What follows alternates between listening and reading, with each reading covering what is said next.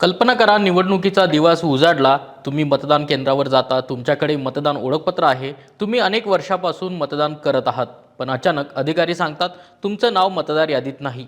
मग प्रश्न पडतो, असं कसं झालं? मतदान कार्ड असतानाही नाव यादीतून कसं गायब होऊ शकतं? गेल्या काही महिन्यांपासून देशभरात SIR किंवा स्पेशल इंटेन्सिव्ह रिव्हिजन हा शब्द वारंवार ऐकायला मिळतो. काही जण म्हणतायत ही मतदार यादी स्वच्छ करण्याची गरज आहे, तर काही जण म्हणतायत यामुळे पात्र मतदारांची नावंही कट होऊ शकतात. मग खरं कारण काय? SIR म्हणजे नेमकं काय? कोणाचं नाव कापलं जाऊ शकतं? कोणाला काळजी करण्याची गरज आहे? आणि सर्वात महत्त्वाचं म्हणजे तुमचं नाव सुरक्षित ठेवण्यासाठी तुम्ही काय करायला हवं? आजच्या या व्हिडिओमध्ये आपण हे सगळं अगदी सोप्या भाषेत आणि सविस्तर समजून घेणार आहोत. नमस्कार, मी संदीप. तुम्ही पाहत आहात सकाळ.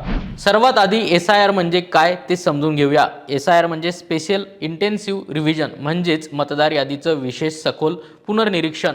ही प्रक्रिया भारत निवडणूक आयोग म्हणजेच इलेक्शन कमिशन ऑफ इंडिया राबवते. साधारणपणे दरवर्षी मतदार यादीत काही बदल होत असतात. नवीन मतदारांची नावे जोडली जातात, मृत व्यक्तींची नावे काढली जातात किंवा पत्ता बदलल्याची नोंदी अपडेट केल्या जातात. पण SIR ही त्यापेक्षा खूप मोठी आणि सखोल प्रक्रिया असते. यात फक्त काही नावं जोडणं किंवा काढणं एवढंच काम नसतं, तर संपूर्ण मतदार यादी तपासली जाते. लोकशाहीमध्ये मतदान हा सर्वात महत्त्वाचा अधिकार आहे. जर यादीत मृत व्यक्तींची नावं राहिली, एकाच व्यक्तीची 2 ठिकाणी नावं असली किंवा स्थलांतर झालेल्या लोकांची जुनी नोंद कायम राहिली, तर निवडणुकीच्या पारदर्शकतेवर प्रश्न निर्माण होऊ शकतो. आता ही प्रक्रिया प्रत्यक्षात कशी राबवली जाते? ही प्रक्रिया नवीन नाही. अशा प्रकारचं विशेष पडताळणी याआधी 2002-2003 मध्ये करण्यात आली होती. त्यानंतर देशात मोठ्या प्रमाणात शहरीकरण झालं. लोक रोजगारासाठी एका राज्यातून दुसऱ्या राज्यात गेले. अनेक नवीन मतदार तयार झाले आणि लोकसंख्येचं स्वरूपही बदललं. याच पार्श्वभूमीवर 2025-26 मध्ये पुन्हा काही राज्यांपासून SIR सुरू करण्यास सुरुवात झाली. विशेषतः ज्या राज्यांमध्ये विधानसभा निवडणुका होणार आहेत, तिथे मतदार यादी सुधारित ठेवण्यावर भर देण्यात आला. पण महत्त्वाचा प्रश्न असा आहे की ही प्रक्रिया प्रत्यक्षात कशी चालते? अनेकांना वाटतं की अचानक नावं कापली जातात, पण प्रत्यक्षात SIR मध्ये अनेक टप्पे असतात. सर्वात आधी बूथ लेवल ऑफिसर म्हणजेच BLO घराघरात जातात. त्यांच्याकडे आधीपासून भरलेले काही तपशील असतात. इम्युरेशन फॉर्म असतात. घरातील व्यक्ती हा फॉर्म तपासून आवश्यक बदल करू शकते. ही माहिती ऑनलाईनही भरता येते. यानंतर प्राथमिक मतदार यादी प्रसिद्ध केली जाते. जर तुमचं नाव त्यात नसेल किंवा चुकीची माहिती असेल, तर तुम्हाला दावा किंवा आक्षेप नोंदवण्याची संधी दिली जाते. त्यासाठी साधारण 1 महिन्याचा कालावधी असतो. त्यानंतर सर्व दुरुस्त्या झाल्यावर अंतिम मतदार यादी प्रसिद्ध केली जाते. म्हणजेच ही एका दिवसात पूर्ण होणारी प्रक्रिया नाही. लोकांच्या मनात सर्वात मोठी भीती कोणती आहे? तर यादीतून माझं नाव कट होईल का? याचं उत्तर थोडंसं समजून घ्यावं लागेल. निवडणूक आयोगाचं स्पष्ट म्हणणं आहे की पात्र भारतीय नागरिकांचं नाव केवळ विनाकारण काढलं जाणार नाही, पण काही परिस्थितींमध्ये नाव हटवलं जाऊ शकतं.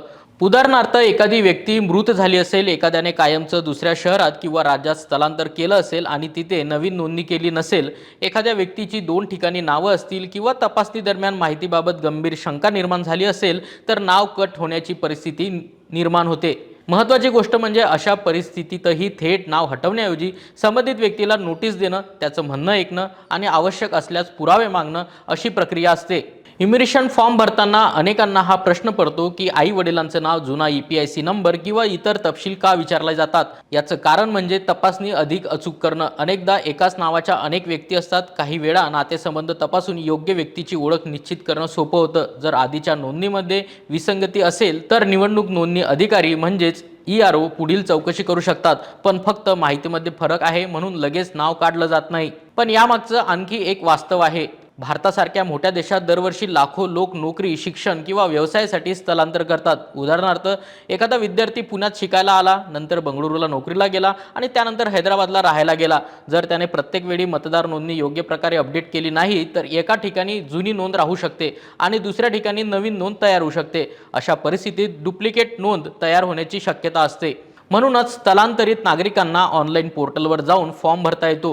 नवीन ठिकाणी नोंदणी करावी आणि जुन्या ठिकाणची नोंदणी नियमानुसार हटवावी, असं निवडणूक आयोगाचं म्हणणं आहे. आता भारतातील परिस्थितीकडे पाहूया.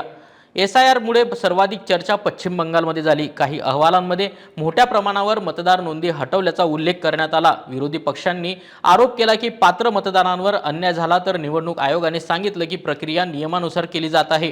काही प्रकरणांमध्ये अपील दाखल करण्यात आले, काही ठिकाणी सुनावणीही झाली। त्यामुळे हा फक्त प्रशासकीय विषय राहिला नाही तर मोठा राजकीय मुद्दाही बनला आहे। महाराष्ट्रातही या प्रक्रियेची चर्चा सुरू आहे। महाराष्ट्र नवनिर्माण सेनेचे प्रमुख राज ठाकरे यांनी मतदार याद्यांकडे गांभीर्याने लक्ष देण्याचे आवाहन केले। त्यांनी यापूर्वी मतदार यादीतील कथित अनियमिततेबाबत प्रश्न उपस्थित केले। विरोधी पक्षांनीही मतदार यादी पारदर्शक असावी अशी भूमिका केली, म्हणजेच मतदार यादी स्वच्छ असावी यावर सर्वसाधारण सहमती असली तरी ती प्रक्रिया कशी राबवली जाते यावर राजकीय मतभेद कायम आहेत। आता सर्वात महत्त्वाचा भाग म्हणजे सर्वोच्च न्यायालयाची भूमिका काय आहे। सर्वोच्च न्यायालयाने स्पष्ट केलं आहे की मतदार यादीचं पुनर्निरीक्षण करण्याचा अधिकार निवडणूक आयोगाकडे आहे। मात्र त्याच वेळी न्यायालयाने हेही अधोरेखित केलं आहे की कोणाचंही नाव चुकीच्या पद्धतीने हटवलं जाऊ नये। नोटीस, सुनावणी, अपील यासारख्या कायदेशीर संरक्षणाची काटेकोर अंमलबजावणी झाली पाहिजे। न्यायालयाने हेही स्पष्ट केलं आहे की नागरिकत्व ठरवण्याचा अंतिम अधिकार निवडणूक आयोगाकडे नाही। आयोगाला केवळ मतदार नोंदणी संदर्भात चौकशी करण्याचा अधिकार आहे। आता तुम्ही स्वतःला एक प्रश्न विचारा, जर BLO तुमच्या घरी आला आणि तुम्ही उपलब्ध नसाल, फॉर्म भरला नाही किंवा नंतर ड्राफ्ट रोल तपासलाच नाही तर चूक कोणाची ठरेल? अनेकदा लोक शेवटच्या क्षणापर्यंत थांबतात आणि मतदानाच्या दिवशीच नाव नसल्याचं लक्षात येतं।